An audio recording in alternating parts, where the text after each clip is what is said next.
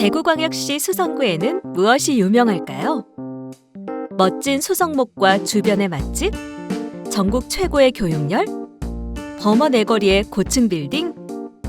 수성구에는 또 하나의 명품인 생태체험 코스가 있다는 사실 알고 있으신가요? 그럼 지금부터 수성구에 자리 잡고 있는 생태체험 코스를 다 함께 떠나보도록 할까요?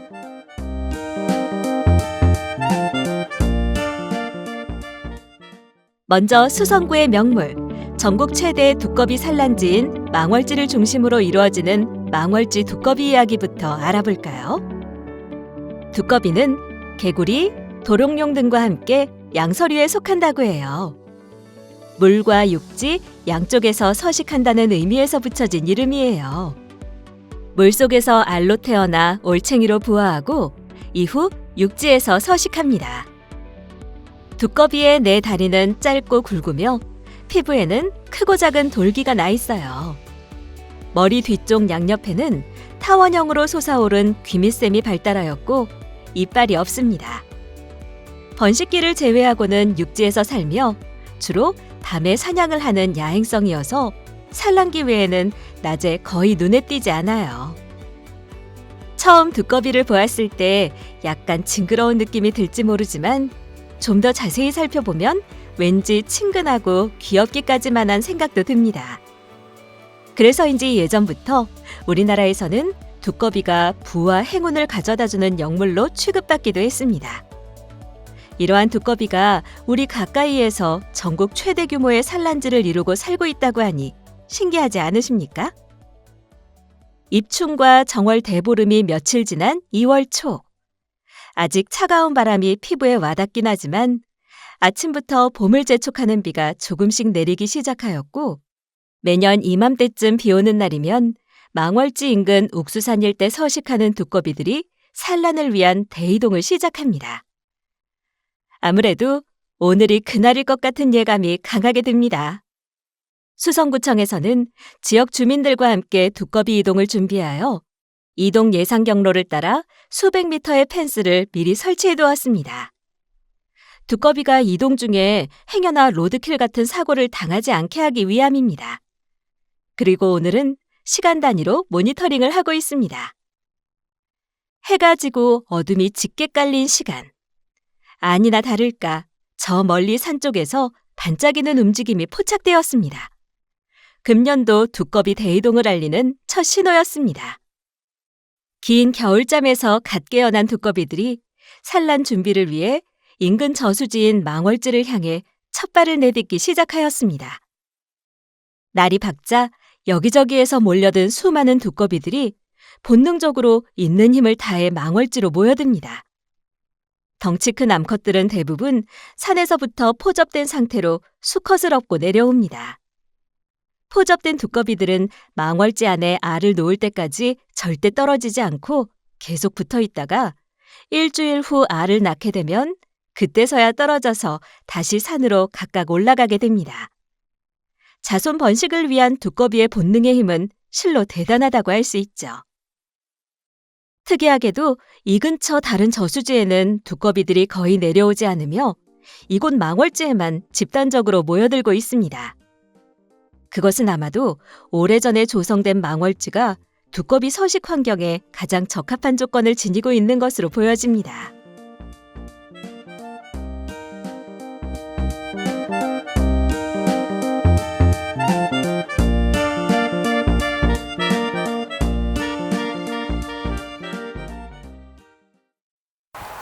망월지는요, 우리나라 도심에 위치한 두꺼비 산란지로서 최대 규모를 자랑하고 있습니다. 그래서 두꺼비는 한 2월 중순 정도 되면은 산란을 위해서 저기 앞에 산에서 여기 망월지로 내려옵니다.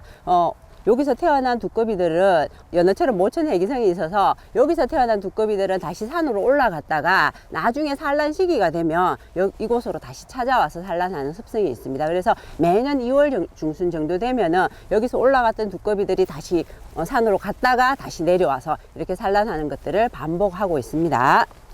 산란을 위해 망월지를 찾아온 수컷 두꺼비는 암컷을 차지하기 위해 꾹꾹거리는 소리를 냅니다. 두꺼비는 울음주머니가 없어 수컷이 암컷을 부를 때 목에서 소리를 낸다고 합니다. 수컷 두꺼비가 암컷 두꺼비를 차지하려면 가혹한 경쟁을 거쳐야 합니다. 수백 마리가 한 장소로 몰려와 암컷을 서로 차지하려고 심한 경쟁을 합니다.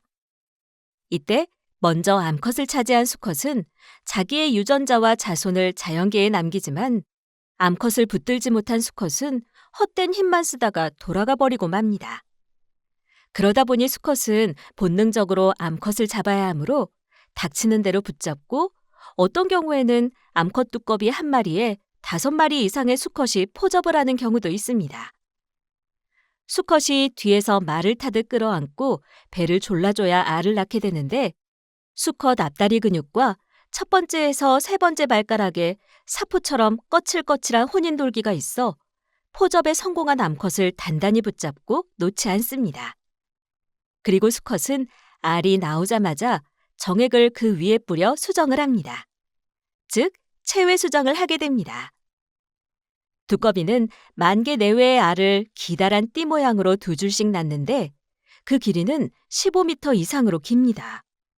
이렇게 긴 띠 모양의 알은 흘러내려가지 않도록 나뭇가지나 돌 등 주변 식물에 걸어둡니다. 알은 미끈미끈한 우무질로 쌓여 있으며 알을 낳고 3-4일이 지나면 알이 우무질을 뚫고 나옵니다. 도심 한가운데 위치한 망월지에서 산란되는 두꺼비의 알은 매년 200만에서 400만 개 정도로 도심 내 전국 최대 규모입니다. 산란을 끝낸 성체 두꺼비는 곧바로 물 밖으로 나와 봄잠을 자기 위해 이동합니다.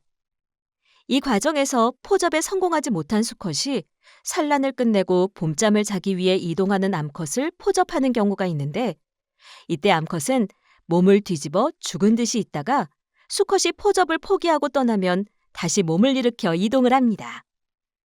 산란을 마친 두꺼비들은 자기 임무를 다했지만 산으로 올라가는 길이 너무 힘들어 보입니다. 이제 두꺼비들은 각각 떨어져 인근 산으로 돌아가 땅속에서 다시 봄잠을 자게 됩니다. 포접과 산란을 위해 정신이 없었던 망월지에는 이들이 두고 간 수많은 알들만이 새 생명 탄생을 위해 조용한 정적 속에서 기다리게 됩니다. 알집 속 알들은 계속 자라다가 3주 후부터 막을 뚫고 나오기 시작합니다. 하지만 아직 물속에서 헤엄치는 올챙이 수준은 못 되고 수초에 달라붙어 꼬리만 움직이고 있습니다. 계속 성장을 하던 올챙이는 이제 수초에서 떨어져 단독으로 움직일 수도 있게 되었습니다. 이때부터 올챙이는 집단으로 활발히 이동을 시작하며 먹이 활동을 위해 망월지 전역으로 뻗어나가는 것이 드론에 포착되기도 했습니다. 물속에서 활발히 먹이 활동을 하던 올챙이는 한 달 정도 지나면 뒷다리가 먼저 나오고 곧바로 앞다리가 나오기 시작합니다. 이때부터는 물 밖에서도 먹이 활동을 시작하며 공기 호흡하는 시간이 점점 길어집니다.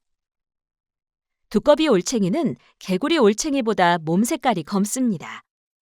앞 뒷다리가 생긴 뒤 얼마 지나지 않아 꼬리가 없어지며 이후 점차 새끼 두꺼비로 모양이 변해갑니다. 이때부터는 물속보다 물밖 웅덩이 주변이나 물가에 모여있는 시간이 훨씬 많으며 어미들이 왔던 서식지로 이동을 준비합니다.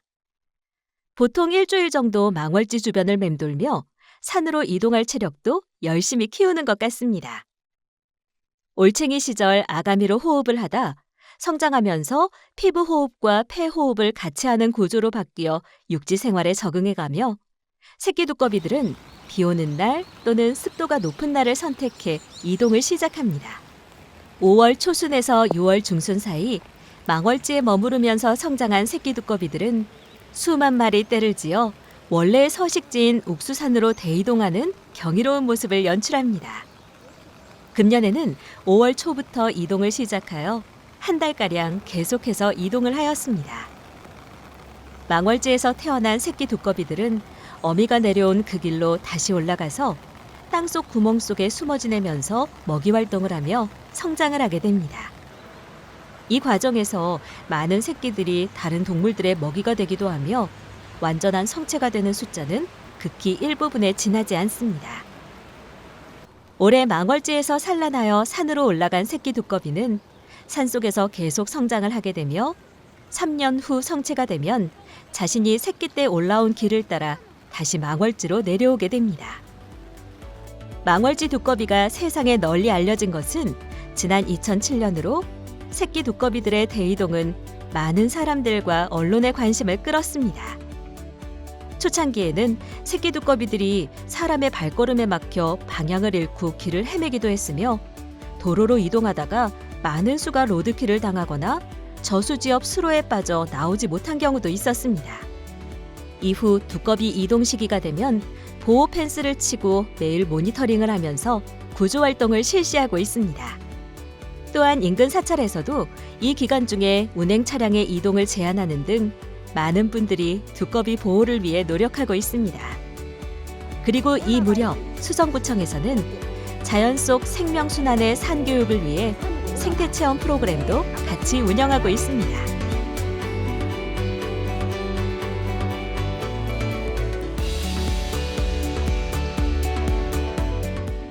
기온의 상승, 극심한 가뭄과 길어지는 건기 등의 기후변화와 난개발로 인한 서식지의 훼손, 환경오염 등은 피부로 호흡을 하는 양서류에게 치명적인 영향을 미칩니다.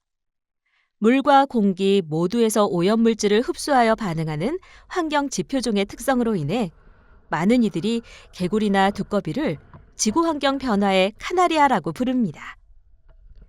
예전 유독가스 측정기가 없던 시절에 탄광에 들어가는 광부는 카나리아를 가지고 갱 속으로 들어갔으며 일산화탄소에 예민한 카나리아가 죽으면 광부들은 서둘러 탄광을 빠져나갔습니다. 양서류는 오염되지 않은 물에서 산란을 하고 그 주변에서 생활하기 때문에 개구리나 두꺼비가 없다는 것은 우리 주변이 습기가 없이 건조하고 오염되지 않은 물이 없다는 것을 의미합니다. 또 개구리나 두꺼비는 먹이사슬에서 중간을 위치하므로 이들이 감소한다는 것은 먹이사슬의 붕괴를 의미하며 이는 결국 생태계의 붕괴와 직결됩니다. 우리가 살고 있는 지역에 전국 최대 규모의 두꺼비 산란지가 존재한다는 것은 그만큼 환경적으로 잘 보존되어 있고 살기 좋은 것이라는 것을 반증합니다. 따라서 우리 모두는 망월지 두꺼비를 지키기 위해 지속적으로 노력을 기울여야 하겠습니다.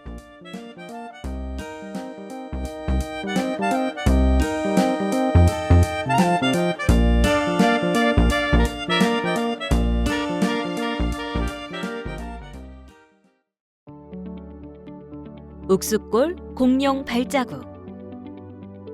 앞산 고산골에 5개, 신천 수성교와 동신교 사이에 57개, 욱숫골 등 10여 곳에 남아있는 공룡 발자국으로 인구가 밀집한 대도시에서 백악기 공룡 발자국을 볼 수 있는 곳은 매우 드뭅니다.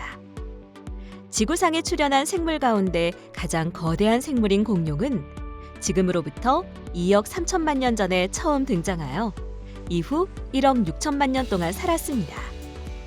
1억 년 전 중생대 백악기 시대에 중국 대륙과 연결되었을 것으로 추정되는 한반도는 거대한 호수로서 공룡의 서식지, 공룡의 천국이기도 하였습니다.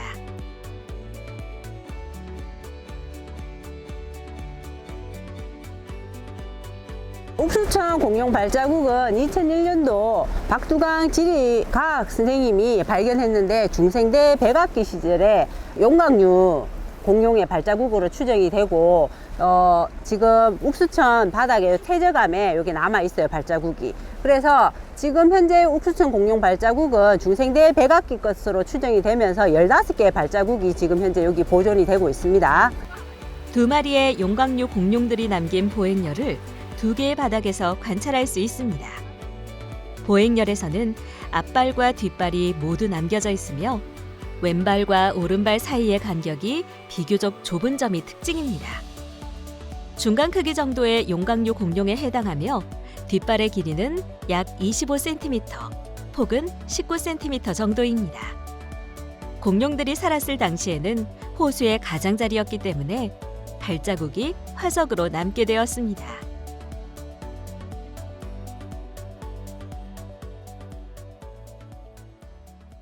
옥수천 공룡 발자국 잘 보셨나요? 네. 자, 우리 이제 공룡 발자국을 봤으니까 여기 옥수천 따라서 내려가다 보면 내려가면 금호강이 있는데 거기에서 수성구 하늘을 날고 있는 새들을 볼 수 있는 곳이 있어요. 그래서 지금부터 수성구 하늘을 날고 있는 새들을 보러 출발하도록 하겠습니다.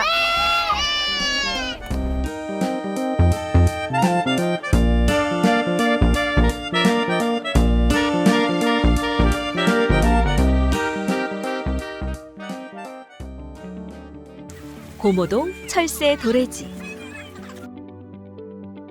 수성구 고모동 파련마을 인근 금호강변은 야생생물 보호구역으로 60여 종의 새들이 날아드는 철새 도래지입니다. 우리나라의 대표적인 철새 도래지는 흑두루미가 찾아오는 순천만, 우리나라로 오는 전체 큰 고니 중 70% 이상이 찾아오는 낙동강 하구, 수만 마리의 가창오리 군무가 펼쳐지는 천수만이 있습니다. 고모동 철새 도래지의 파련습지는 외가리와 백로 서식지로 유명합니다. 먹이가 많고 산란하기 알맞은 숲이 있기 때문입니다. 강변을 따라 철새를 관찰하기 위한 시설인 탐조대가 설치되어 있습니다. 탐조대를 통해 철새를 관찰하기 전에 새들을 관찰하기 위한 행동 수칙을 알아볼 수 있습니다. 가급적 먼 거리 30m 이상에서 망원경이나 필드 스코프를 이용해 관찰하고 화려한 옷, 눈에 잘 띄는 색깔의 옷, 펄럭이는 옷 등은 입지 않도록 해야 합니다. 새는 사람보다 8에서 40배나 높은 시력을 가지고 있으므로 녹색이나 갈색 등 주변과 동화될 수 있는 옷을 착용하는 게 좋습니다. 새들을 관찰하기 위해서는 큰 소리가 나지 않도록 하고 조류의 둥지, 알, 새끼 등을 이동시키거나 훼손시키지 않도록 주의해야 합니다. 특히 조류의 번식 기간에는 보호구역이나 번식지 등에 출입을 하지 않는 게 좋으며 서식지 주변 환경을 훼손시키지 않도록 각별한 주의가 요망됩니다. 그리고 조류의 먹이가 되는 열매나 씨앗을 함부로 채취하지 않으며 함부로 먹이를 주거나 서식지 주변에 음식물 쓰레기를 버리는 행위를 하지 않는 것도 중요합니다. 야생생물 보호구역의 주인은 동식물들입니다. 조류 관찰은 한낮보다는 새벽녘이나 해질 무렵 먹이를 찾아 이동하기 때문에 이 시간에 관찰해야 하며 이 시간에 철새의 소리를 제일 잘 들을 수 있습니다. 관찰 시에는 조류의 부리나 형태, 색깔 등 특징적인 부분을 빠르게 안내판에서 찾아볼 수 있습니다.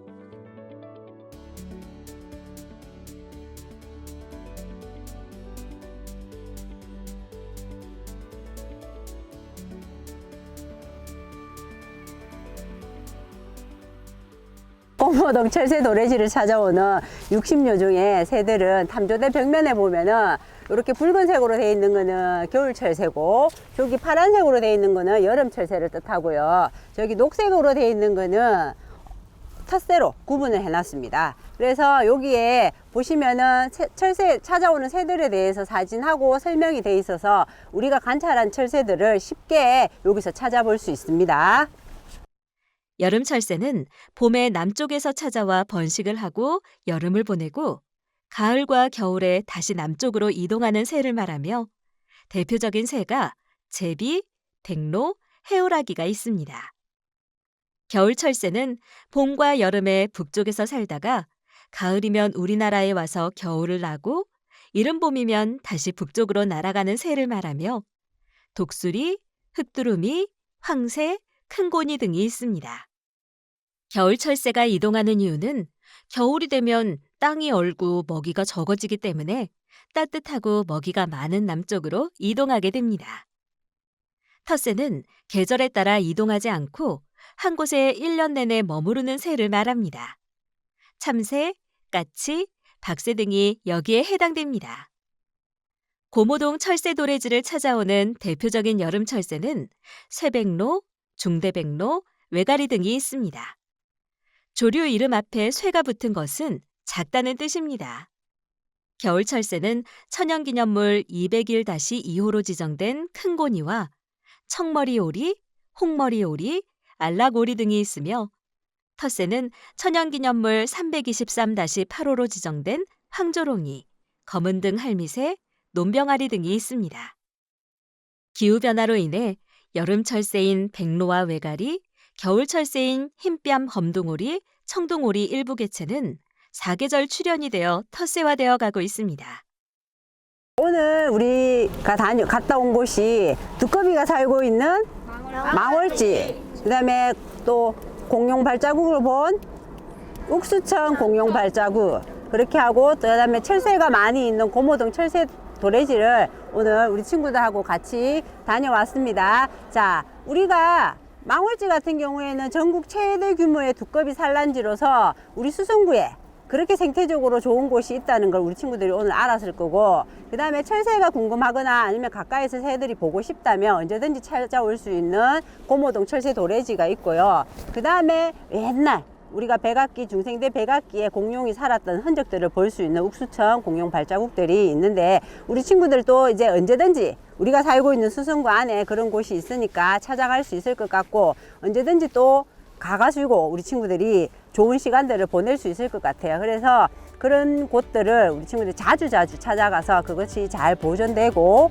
그 다음에 그대로 잘 유지될 수 있도록 우리 친구들도 많은 노력을 해야 될 것 같습니다. 그래서 오늘 우리 친구들 망월지, 두꺼비 보는 망월지, 그 다음 철새 보는 고모동 철새 도래지, 공룡 발자국 있는 욱수천 공룡 발자국, 이렇게 세 군데를 다녀왔습니다. 자, 오늘 고생하셨습니다. 네.